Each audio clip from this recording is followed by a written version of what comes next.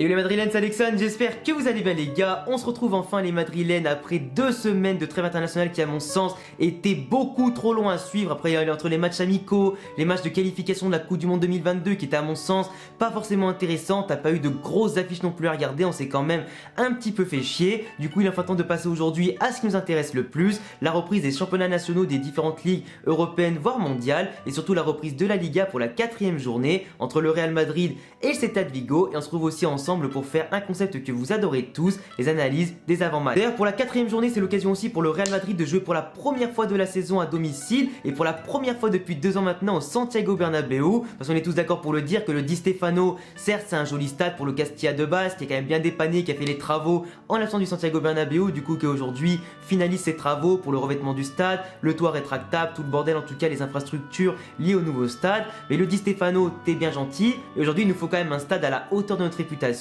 du meilleur club du monde, à la hauteur de nos joueurs et de notre équipe globalement. Du coup j'espère vraiment que tout le monde va bien profiter du retour au Santiago Bernabéu. D'ailleurs pour la petite anecdote, moi j'étais déjà allé voir le Real Madrid jouer à Bernabéu notamment en 2016 quand Zidane venait tout juste de récupérer l'équipe. C'était pour un Real Madrid-Séville qu'on avait remporté notamment 4-0 avec des buts de Ronaldo, Benzema, Bale et Ressé. Du coup j'étais extrêmement content, c'était sûrement une des meilleures expériences de ma vie en tant que fan du Real Madrid et fan de football tout court. Du coup j'espère en tout cas pouvoir y retourner en 2022 quand tout le stade nouveau sera fini. Ça pourrait être hyper cool à suivre et j'espère pouvoir vous filmer tout ça pour cette nouvelle expérience. Et d'ailleurs n'hésitez pas à me dire les amis en commentaire si vous avez déjà eu la chance tout comme moi d'aller au Santiago Bernabéu une fois ou plusieurs fois, contre quelle équipe, quel score et tout ça, ce que vous en avez pensé, en tout cas ça m'intéresse. Enfin bref les gars, on se retrouve pour parler aujourd'hui de l'avant-match entre le Real Madrid et le Celta de Vigo qui vont s'affronter pour la 4ème journée de Liga ce dimanche à 21h. Le Real Madrid qui est quand même dans une passe extrêmement positive avec quand même 2 victoires et un match nul, avec quand même beaucoup de buts marqués contre Alaves, contre Levante et le Betis Séville. 3 matchs joués à l'extérieur quand même, faut quand même le noter.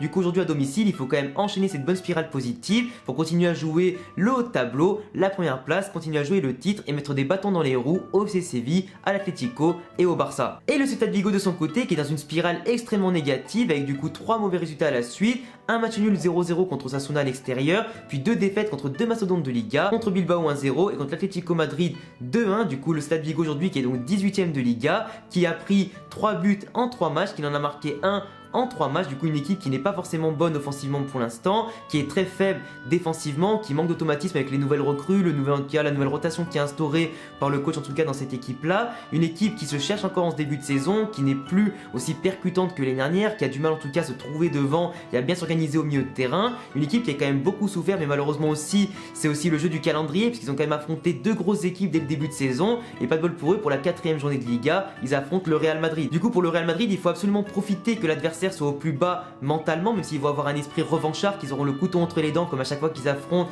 une grosse équipe de Liga globalement. C'est une équipe qui a envie de base de jouer quand même au moins les postes de l'Europa League par rapport à leur club, par rapport à leurs ambitions quand même et les joueurs qu'ils ont. Ils ont quand même des joueurs d'expérience, des jeunes joueurs aussi qui sont très bons et talentueux qu'il ne faut pas sous-estimer. En général les Celta de Vigo, Real Madrid, c'est toujours des matchs où il y a quand même beaucoup de buts, même si en général on gagne souvent de 2, 3 ou 4 buts d'écart. C'est pas une raison pour les sous-estimer parce que c'est une équipe qui fait en général beaucoup de mal à l'Atlético, au Séville, au Barça ou même des fois au Real Madrid de temps en temps. Du coup il ne faut pas les sous-estimer ni les prendre de haut et jouer notre jeu, que ce soit en contre, que ce soit en possession, attaque rapide placée, le bloc bas qui est en tout cas bien regroupé et tout notre football doit être en tout cas mis en place pour prendre les 3 points. Parce que sur le terrain, tout comme sur le papier, on est largement supérieur à eux. Après attention bien évidemment, on a beaucoup plus de joueurs qui jouent avec les sélections, qui vont du coup accumuler de la fatigue, qui vont venir ce week-end. Il y aura du coup forcément un peu de rotation avant la Ligue des Champions de mercredi contre l'Inter. Donc forcément Ancelotti devra faire des choix pour doser les efforts dès ce début de saison qui est quand même assez haletant pour les joueurs. Et d'ailleurs c'est important à noter parce que normalement les équipes du coup de base devaient bien sûr arrêter les matchs au milieu de la semaine,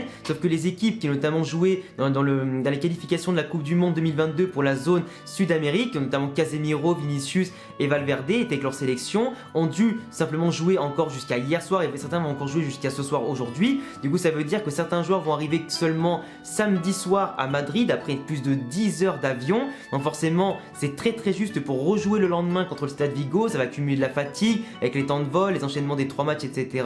Plus bien évidemment le fait d'arriver au stade et devoir directement se remettre en condition. Bah, tu as certains joueurs comme Valverde, Casemiro et Vinicius qui vont sûrement être laissés sur le banc dès le début du match, ce qui du coup va donner lieu à une nouvelle organisation tactique de la part d'Ancelotti qui va sûrement faire rentrer Antonio Blanco à la place de Casemiro dans un premier temps. Des fois peut-être que Camavinga aura du temps de jeu dans ce match là pour suppléer Valverde qui ne sera pas là. Modric sera bien sûr de retour cette fois-ci parce qu'il était un petit peu blessé à un moment donné, mais là cette fois-ci il a pu reprendre le rythme. Il est en tout cas hyper affûté maintenant qu'il a fêté encore plus ses 36 ans il y a quelques jours. Mais c'est un joueur aujourd'hui qui en tout cas est primordial pour l'équipe. Du coup son retour fera extrêmement du bien. Toni Kroos qui souffre encore de sa pubalgie, qui retouche à peine le terrain et le ballon ne peut pas encore jouer pour le moment. Du coup il se peut que notre milieu de terrain pour ce week-end là soit Antonio Blanco, Isco et Modric, avec notamment Camavinga qui pourrait rentrer en cours de jeu éventuellement, Asensio aussi au milieu de terrain, vu qu'Ancelotti veut le replacer petit à petit au milieu de terrain et au centre du jeu. Devant, normalement, on aura toujours Benzema, Hazard et Gareth Bale, parce que du coup Vinicius vient à peine de revenir du Brésil, donc pour lui c'est un petit peu tendu. Rodrigo qui n'est pas encore vraiment un titulaire indiscutable, ou un titulaire potentiel du coup, plutôt dans la tête d'Ancelotti, donc il commencera sûrement sur le banc. Lucas Vazquez qui va retrouver les places offensives, sachant que Carvajal est de retour et qui du coup n'est plus blessé, et qu'il a marqué en plus un but contre le Betis Séville, du coup il est en forme, il a envie de jouer, il a envie de montrer que cette année il sera pas autant blessé que l'an dernier où il avait fait seulement que 15 matchs, du coup il veut un petit peu redorer son blason aussi, et sera sur mon titulaire ce dimanche. La défense, je pense que ça sera toujours aussi Militao, David Alaba, parce que même si Militao a joué avec le Brésil, on n'a pas forcément trop le choix de le faire jouer vu que Nacho revient à peine de blessure. Je sais même pas s'il sera aussi sur le banc ou pas. En tout cas je vois mal Ancelotti mettre Vallejo à la place du coup d'un Militao ou d'un Nacho quand même blessé quoi. Et à gauche du coup, donc Marcelo, je ne sais pas s'il pourra jouer, en tout cas Ferland Mendy retouche à peine le ballon et court un petit peu plus etc avec le groupe, mais je pense vraiment que ce sera Miguel Gutiérrez qui sera titulaire arrière gauche, et bien sûr au cage Courtois. Donc normalement on a quand même eu un effectif sur le papier et autant aussi sur le terrain que sur le banc qui peuvent apporter beaucoup de qualité, de fraîcheur aussi pour reposer un peu les cadres, les blessés et reposer aussi ceux qui reviennent de sélection,